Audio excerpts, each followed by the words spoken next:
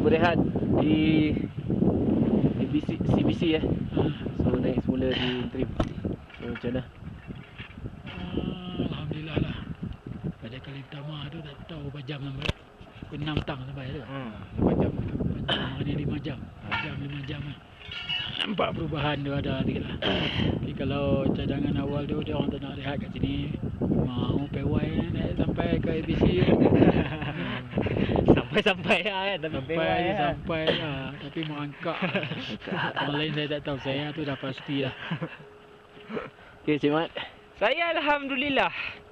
Selepas turun ke CBC, menghirup udara segar di bawah, rasa semakin segar lah. Macam trekking kat Malaysia lah rasanya.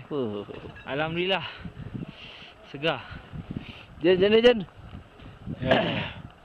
Syukur Alhamdulillah. Alhamdulillah. Kita 9 orang berjaya sampai ke interim dengan selamat dan dengan masa yang agak pantas berbanding sebelum ni. Sebelum ni kita buat 8 ke 10 jam, tapi kali ni kita buat dalam 5 jam je. Syukur Alhamdulillah.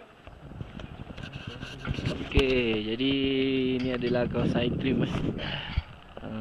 So kat sana selepas kita akan pasang kemah. Dan okey, kita akan satu malam di sini. So inilah kawasan interim interim camp.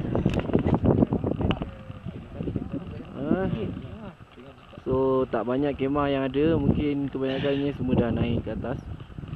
Jadi insya-Allah besok kita akan naik ke Advance Base Camp. Okey, alhamdulillah.